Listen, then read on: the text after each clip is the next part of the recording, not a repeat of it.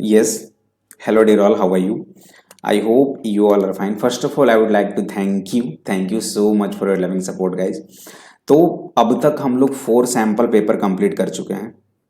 ठीक है। अब कुछ न्यू भी करेंगे। ये 5th सैंपल पेपर है, इसकी फर्स्ट लेक्चर्स है। ये लेक्चर्स जैसे ही सैंपल पेपर 5 कंप्लीट हो जाएंगे, आई थिंक मैं थोड़ा सा कुछ देखता हूँ। अगर आप लोगों की मुझे कुछ कमेंट आई तो मैं प्रीवियस ईयर के क्वेश्चंस सॉर्ट आउट कराऊंगा। नहीं तो अगर कुछ चैप्टर्स जो कि आपको बिल्कुल प्रॉब्लम्स क्रिएट कर रहे हैं तो उन चैप्टर्स का डिस्कशन कराऊंगा। ये सैंपल पेपर की सीरीज जो है वो धीरे धीरे धीरे धीरे चलता रहेगा। एंड आई थिंक कि 5 सैंपल पेपर हो गए हैं तो 38 × 5 क्वेश्चन हो गए हैं।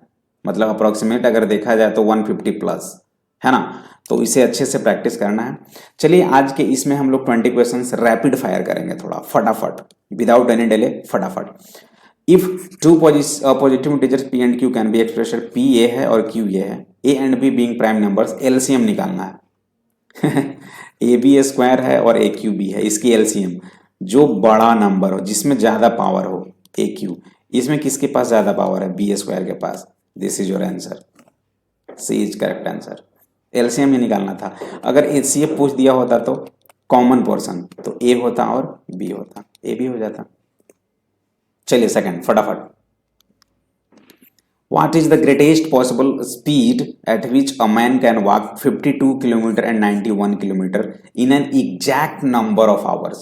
ये पोर्शन जो बच्चे ये चीज को समझ गए उनकी आंसर्स फटाफट हो जाएगी। Greatest possible speeds,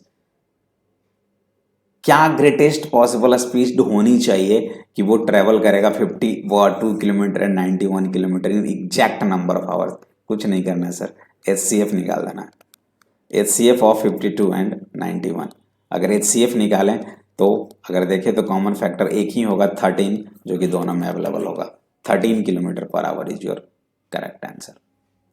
next, if 1 0 of quadratic polynomial this is 2, then the value of k. It's really interesting questions but easy.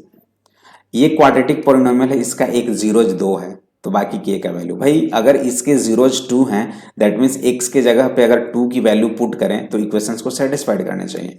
That means x square plus 3x plus के इक्वल्स टू 0 कर दो, x के जगह पे 2 put करो और कुछ नहीं करना है। कितना हो जाएगा ये? 4 + 6 प्लस के इक्वल्स टू 0, के की वैल्यू कितनी आ जाएगी? -10। बस, this is your correct answer. अगर आप एक्स स्क्वायर प्लस 3x और के की जगह पे -10 करोगे तो इसका रूट्स 2 सेटिस्फाइड करेगा। देखो 2 पुट करके देखो, 2 का स्क्वायर 4 और 3 × 2 6, 10, 6 + 4 10 - 10 0 हो गया ना। चलिए सब माइंड में होना चाहिए। Graphically the pair of equations given by this and this represented 2 lines which are, भाई यहाँ पे अगर a1/a2 देखें तो कितना आ जाएगा? 6/2 यानी कि 3/1। b1/b2 की अगर हम लोग यहाँ पे वैल्यू देखें तो कितना हो जाएगा? -3/-1, यही है ना, -3/-1, तो कितना आ गया? 3/1। बट अगर मैं c1/c2 देखूं तो ये कितना है? 10/9 है। तो एक चीज यहाँ पे दिख रहा होगा आपको कि sir a1/a2 equals to b1/b2 है but not equals to c1/c2 है। तो ये चीज क्या चीज का इंडिकेट करता है? No solution. और नो सॉल्यूशन कब होता है? जब लाइन पैरेलल होते हैं। बस ये रहा, ठीक है ना। चलिए फटाफट 5 मेरे तरफ फास्ट करो। If the quadratic equations this equals to 0 has a real and equal, sir fast करना भी एग्जाम में भी। रियल एंड इक्वल कब होता है? जब डिस्क्रिमिनेंट इक्वल्स टू 0 होता है। रियल एंड अनइक्वल हो जाएंगे और ये इमेजिनरी रूट्स होंगे। तो ये डिस्क्रिमिनेंट 0 कर दो, B square -4 × a × c equals to 0, तो 16 equals to 4k, then k equals to 4 is your answer. इतने सैंपल पेपर कर लिए हो, ये सारे क्वेश्चंस तो हलवा होंगे। चलिए 6 फटाफट। If the perimeter of triangle with vertices this, तो उस ट्रायंगल्स की पेरीमीटर निकालना है। कुछ ना करो, बस जो फिगर दिया हुआ है उसे एक नंबर लाइन पे ड्रॉ करो, ठीक है, कार्टेशियन प्लेन में। 0 0 है तो 0 0 यहाँ पे हो जाएगा। 0 4 है मतलब x 0 एंड y 4, तो ये कहाँ पे होगा? यहाँ पे। ये हो जाएगा 0 एंड 4। ये डिस्टेंस 4 हो जाएगा, और एक है 30, तो ये वाले पॉइंट 30 हो गए, मतलब ये 3 हो गए। भाई ये 4 है, ये 3 है, तो ये वाले कितनी हो जाएगी 5 होगी क्या 5? पूछ क्या रहा है पेरीमीटर, तो पेरीमीटर कितने हो जाएंगे 4 + 3 + 5, यही है ना, ये डिस्टेंस और ये डिस्टेंस 12 यूनिट। क्लियर? चलिए next.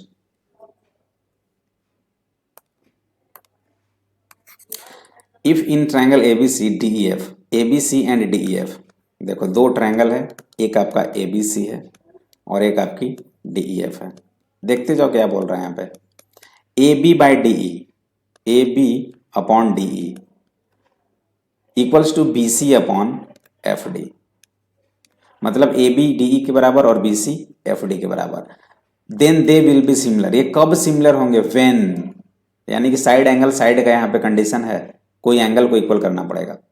Angle B equals to angle E, angle B equals to angle E. एक काम करो ना, ये जो ऐसा साइड है ये भी इसके सामने का एंगल इक्वल होगा, इसके सामने का एंगल क्या है? Angle B. और ये जो खाली रहा ये भी इसके सामने का एंगल, ये क्या है? डी। तो एंगल बी और एंगल डी को इक्वल होना पड़ेगा, डायरेक्ट ट्रिक से। दो साइड्स बराबर हैं, बाकी के साइड्स भी तो बराबर होने पड़ेंगे ना, तो बाकी के साइड्स ये हैं, इसके अपोजिट एंगल्स क्या है?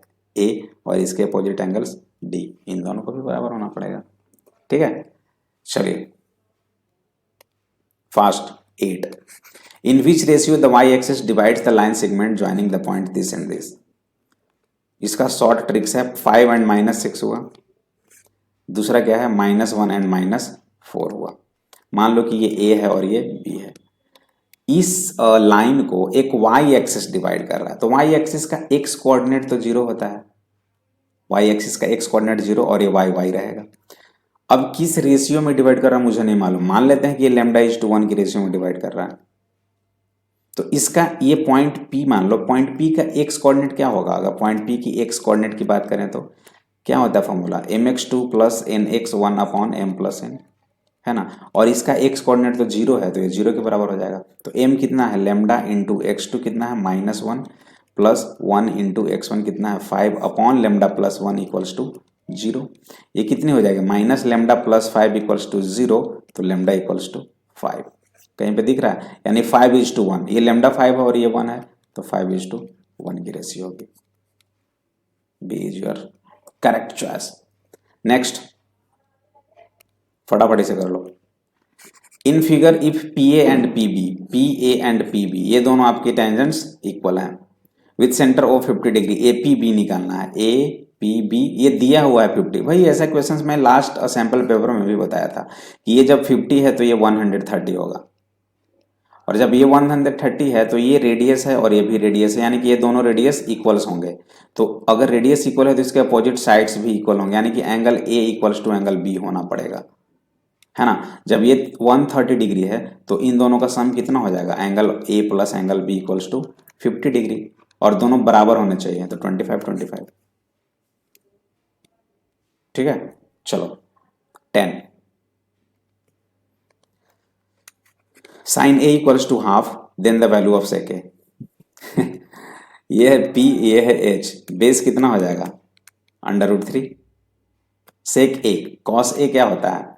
बेस अपॉन हाइट, हाइपोटेनस, तो बेस कितना है? √3 अपॉन हाइपोटेनस कितना है? 2। इसे उलट दो, उल्टा कर दो ना इसे, वही आपकी आंसर हो जाएगी।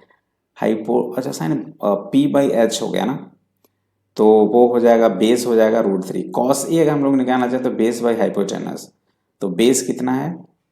√3 अपॉन हाइपोटेनस 2 है, तो सेक ए कितना हो जाएगा? 2 अपॉन √3 आ रहा है यार, ये तो 2 अपॉन √3 होगा, कुछ गड़बड़ हो गया यहाँ पे।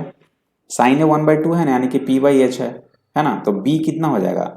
√2² - 1² यानी कि √3, b की वैल्यू √3 आ गई, तो कॉस ए कितना हो जाएगा? बेस अपॉन हाइपोटेनस, यानी कि √3/2, 2/√3, ये गलत है थोड़ा सा, 2/√3 होगा करेक्ट। चलिए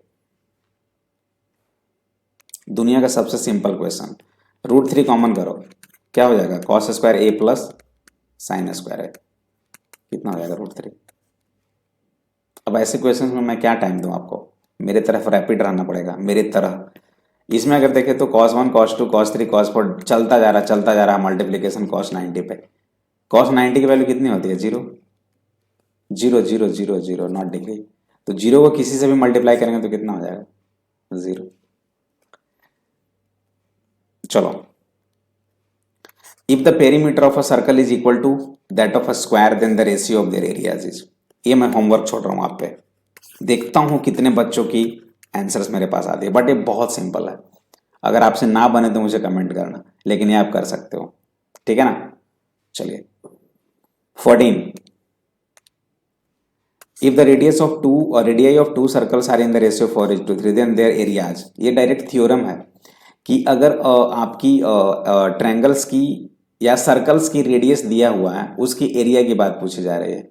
भाई पाई आर स्क्वायर होता है ना, तो पाई पाई तो सेम ही रहेगा, तो आर का स्क्वायर 16 और 3 का स्क्वायर 9, 16:9। क्या करना था इसमें? The total surface area of solid hemisphere of radius 7 centimetre square. Total surface area of semi hemisphere क्या होता है? 3 पाई आर स्क्वायर। फॉर्मूला तो याद रखना पड़ेगा। तो 3 इंटू पाई इंटू 7 के स्क्वायर कितना हो जाएगा? 147। चलो, for the following distribution model class, upper limit of model class. इसमें क्या करते हैं upper limit of model class के लिए?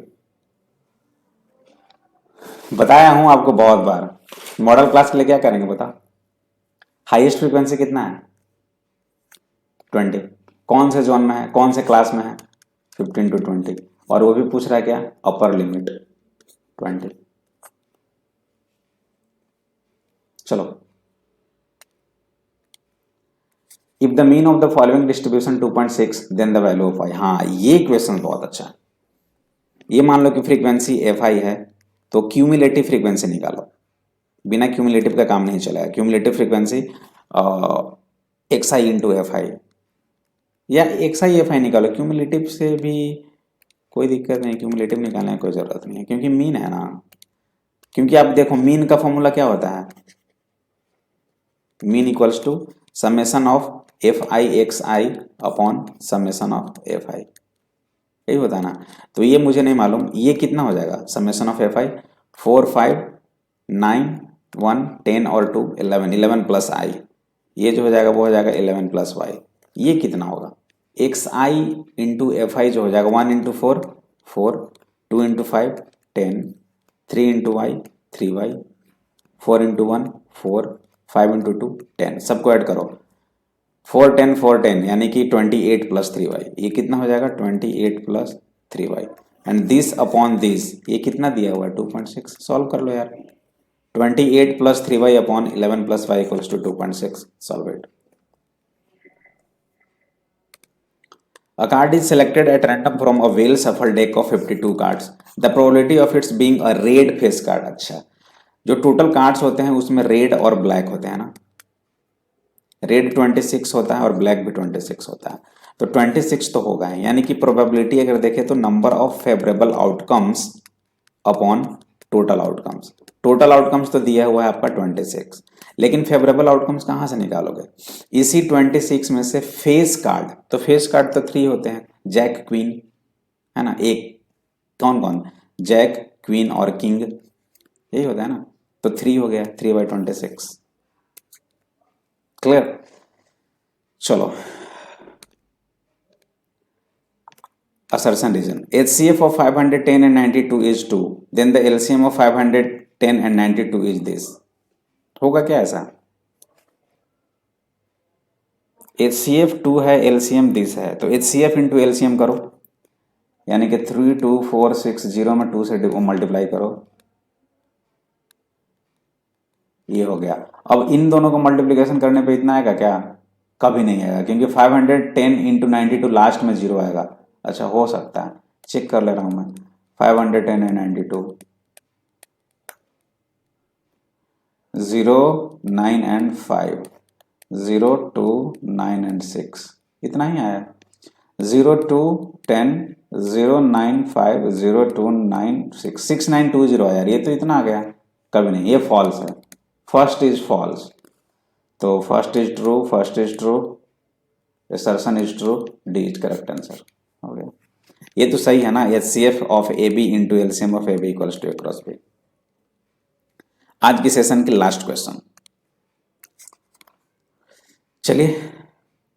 The ratio in which the line segment joining this and this internally divided by X axis is 1:2।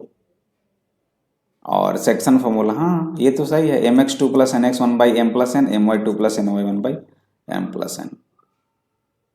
हो सकता है, ये ट्राई करके देख लेना यहाँ पे। आई थिंक ये भी सही होगा और ये भी सही होगा।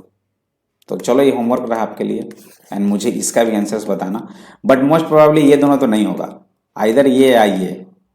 तो जहाँ तक अगर देखा जाए तो आप मुझे बताना ये और भी में क्या आंसर है, ठीक है। चलिए, आज के लिए इतना काफ़ी। मिलते हैं नेक्स्ट इसकी लेक्चर्स सैम्पल पेपर 5 की नेक्स्ट लेक्चर। तब तक के लिए बाय बाय।